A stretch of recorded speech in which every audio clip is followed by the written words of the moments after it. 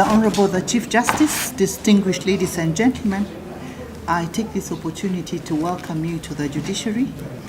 Honorable Chief Justice, the Chairperson and members of the Salaries and Remuneration Commission were appointed by His Excellency President Uhuru Kenyatta through Gazette Notice number 9378 and 9379, respectively dated 11th of September 2019, and which was published on 13th of September 2018. It's now my pleasure to call upon Lynn Cherop Mengich, Chairperson, to take her oath of office. I, Lynn Cherop Mengich, having been appointed the Chairperson of the Salaries and Remuneration Commission, do solemnly swear that I will at all times obey, respect, and uphold the Constitution of Kenya and all other laws of the Republic, that I will faithfully and fully, impartially, and to the best of my ability discharge the trust and perform the functions and exercise the powers devolving upon me by virtue of this appointment without fear, favor, bias, affection, ill will, or prejudice. So help me God.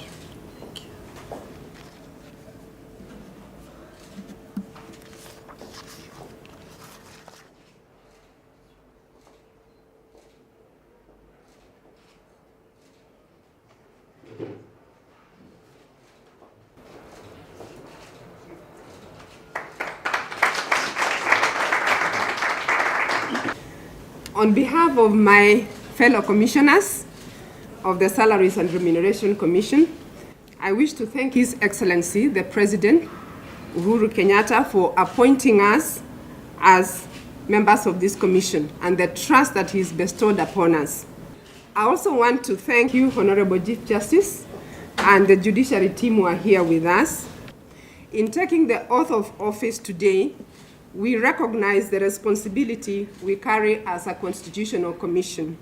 We have been entrusted with the protection of the sovereignty of the people, to secure the observance by all state organs of democratic values and principles, and to promote constitutionalism. It is within this context that we are humbled and honored to serve the people of this great nation, to deliver on the aspirations and hopes of Kenyans in creating the Salaries and Remuneration Commission.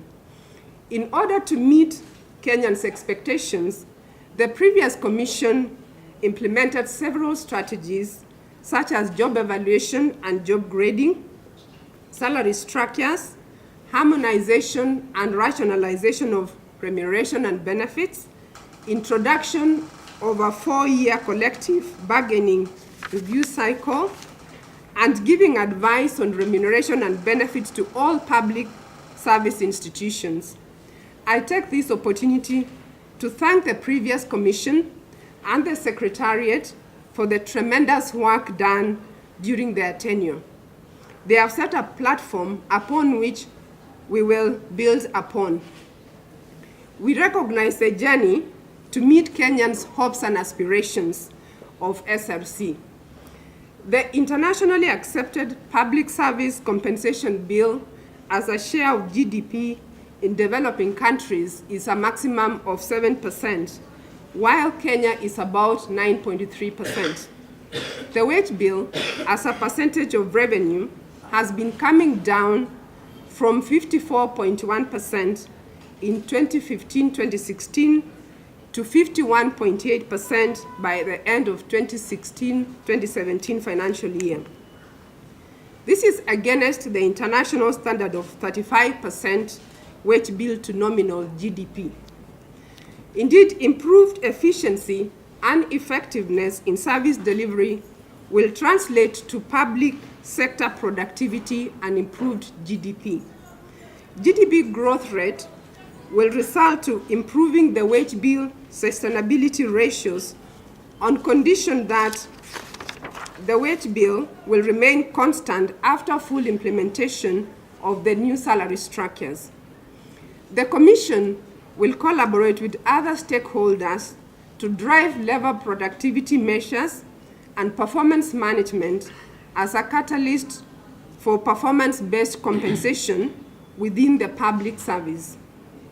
Improved productivity in the public service will accelerate the achievement of sustainable public sector wage bill through higher GDP growth rates.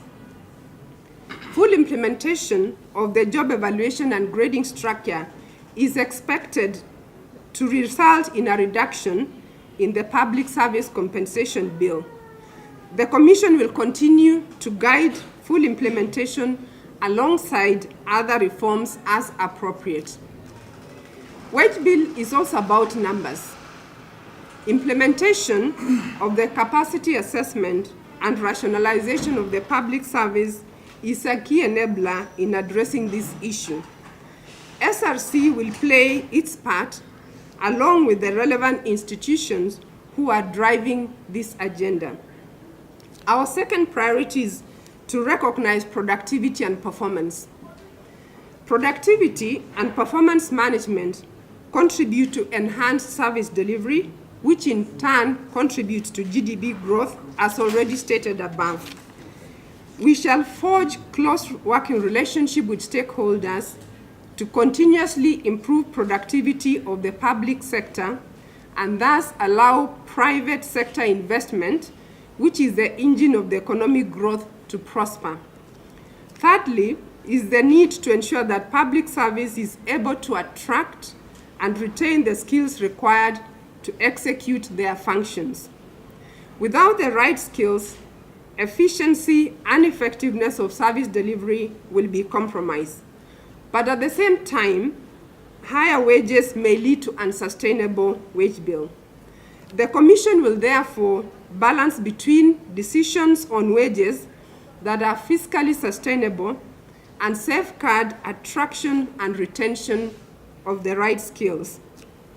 The fourth area is on transparency, fairness, and equitable pay. To effectively address the challenges of pay inequalities, distortion, and disparities, the previous Commission carried out job evaluation and set up salary structures for the entire public service. This will bring about fairness and equity in the public sector. The Commission will build on this foundation and put in place strategies to ensure continuity and enhancements. In closing, I would like to assure Kenyans we shall perform our public duty in a manner consistent with the democratic values and the fundamental rights and freedoms enshrined in the Constitution and other laws. We shall serve with integrity, humility, and fear of God in order to deliver the hopes and aspirations of Kenyans. May God bless Kenya, our great nation, and the people of Kenya. Thank you.